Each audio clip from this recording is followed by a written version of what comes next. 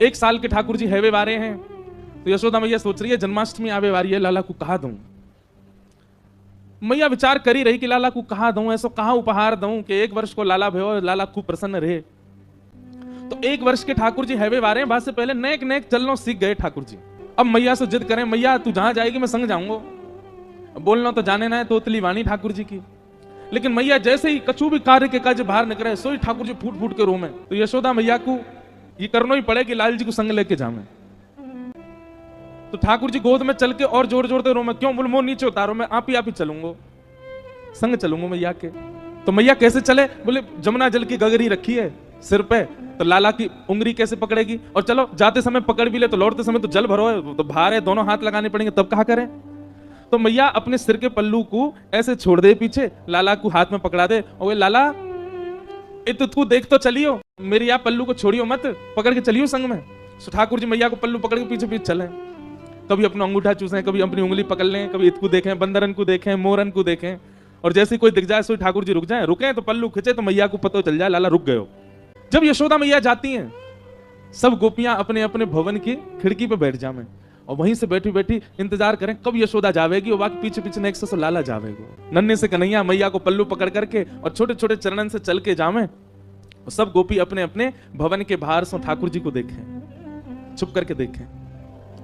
एक गोपी के मन में भाव आयो, लाला रोज जावे मैया के संग, कैसे या को पकड़ लाऊं, कैसे या के हाथ अनको ऐसे पकड़ के अपने अंक में भर लाऊं। तभी एक गोपी ने एक दिन एक उपाय कियो, कहा जैसे यशोदा मैया के आवे को समय भयो, जैसे यशोदा मैया नेक आगे निकली, गोपी ने अपनी भुजा आगे कर दी और बाहर मक्खन दिखाई करके और लाला से कह रही है, कन्हैया आजा देख तेरे काजू मक्खन निकालो मैंने। ठाकुर जी रुक जामे तो मैया को पल्लू खींचे, और मैया को पल्लू खींचे तो मैया खींच के ले जाए लाल जी को। गोपी रोके तो हमेशा ही है, ठाकुर जी रुके पल्लू पकड़ के, मैया खींच के ले जाए। लेकिन आज मक्खन देख करके ठाकुर जी के चित्त में ऐसा लोभ उत्पन्न भयो कि ठाकुर जी ने जैसे ही माखन देखो है, मैया को पल्लू छूट गयो, अब मैया तो निकल गई आगे, कन्हैया अकेलो रह गयो वहीं। नेक्स्ट सो कन्हैया गोपी गई दौड़ करके ठाकुर जी को अंक में भर के अपने कक्ष में ले आई, अपने घर में ले आई, भीतर से चटकनी लगा ली और सामने खड़े कर लिए ठाकुर जी। एक एक रों का दर्शन कर रही है। ठाकुर जी को वाके के प्रति आकर्षण नहीं, ठाकुर जी ढूंढ रहे मक्खन कहां है। ठाकुर जी रोने लगे, मोह मैया पास जानो है, मेरी मैया चली गई। गोपी कह रही देख मक्खन खिलाऊंगी लाला, सो ठाकुर जी की रुदन बंद हो जाए मक्खन के लोभ से। लाला खाएगो? हाँ खाऊंगो। ऐसे ना खवाऊंगी तो? बोले पहले मुझको हृदय से लगा। ठाकुर जी हृदय से लगा, मैं लोभ दे रही है मक्खन को, और गोपी अपना प्रेम प्रकट कर रही है ठाकुर जी के प्रति। ठाकुर जी हृदय से लग जाए। अब दे गोपी मक्खन, तुतला के बोले लाल जी। गोपी कह रही है मक्खन खाएगो? बोले हाँ, पहले नाच के दिखा।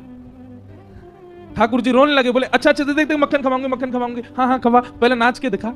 सो ठाकुर जी के मोटे मोटे आंसू हैं नेत्रन में, लेकिन ठाकुर जी नृत्य कर रहे हैं। क्यों? मक्खन खानो गोपी को। ठाकुर जी नृत्य करके दिखा रहे हैं। ठाकुर जी के संग सब लीला कर रही है गोपी। यशोदा मैया ने पीछे देखी, अरे मेरो लाला कहाँ गयो, मेरो कन्हैया कहाँ गयो। मटकी वहीं छोड़ दी, दौड़ी गलीन में जामे, चौबारीन में जामे, घर घर जाके पूछे मेरो लाला देखो, अरे मेरो कन्हैया देखो। बीच गोकुल में जाकर के यशोदा मैया जोर से चिल्ला रही हैं, कन्हैया ओ लाला कहाँ चलो गयो। अब गोपी के घर में नेक्स्ट से ठाकुर जी अपनी पैनी से आवाज से चिल्ला के, हाँ मैया मैं यहाँ हूं। यशोदा मैया सुन रही, कहां से आवाज आ रही है। गोपी लाला को पकड़े, लाला चिल्लावे मत, मैया आ जाएगी। मैया देख जा, गोपी ने मुंह को पकड़ लिया है, मार रही है मुंह को, जल्दी आ। मैया दौड़ी दौड़ी गई, जाकर के देखी तो महाराज एक गोपी के घर में, और गोपी गोद में लेकर के एक हाथ में मक्खन लेके लाल जी को लेके खड़ी है। यशोदा मैया को ताम्र वर्ण हो गया। हेरी तो शर्म ना आवे हैं, लाला के लेके चली गई ना। मैया मैं तो बस नेक माखन चखाए रही, लाला को पूछ रही कैसे अपने बालक को चखा, मेरो लाला काय को ले गई, ला दे यहां पे। ठाकुर जी को लेकर के यशोदा मैया चली गई। अब गोपी अपने भवन से देख रही है यशोदा मैया की ओर, और मैया की गोद में बैठे ठाकुर जी पीछे से वह गोपी को देख रहे हैं। बेसुध हो गई।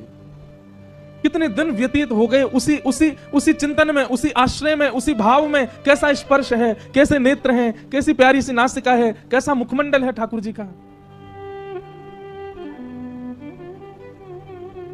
तब यशोदा मैया गई एक सुनार के पास, और मैया ने जाकर के कही, बोले मेरे लाला को जन्मोत्सव आ रहा है, तो अपने लाला के काजे एक क्षुद्र घंटिका बनवाऊंगी। क्षुद्र घंटिका कहा है? ठाकुर जी कौंधनी पहने कमर में, और वह कौंधनी में छोटी छोटी छोटी छोटी छोटी सोने की घंटी लगी है चारों ओर। मैया ये यही मारे बनवा के लाई है, क्यों? लाला की कमर में बांध दे, और जब मैया जमुना जी जल भरवे जामे तो लाला जब मटक मटक के पीछे चले सबरी घंटी बजे, तो मैया को पता लगती रहे कि लाला संग चल रहा। जैसे ही कोई गोपी लोभ दे और ठाकुर जी वहां को भाजे, सोई मैया को पता, अच्छा यहां से घंटी आवाज आ रही, लाला भाज को दी के, सोई मैया जावे पकड़ के ले आवे, चल मेरे संग। इतनी सुंदर भाव। मैया क्षुद्र घंटिका की कौंधनी बनवा करके लाई।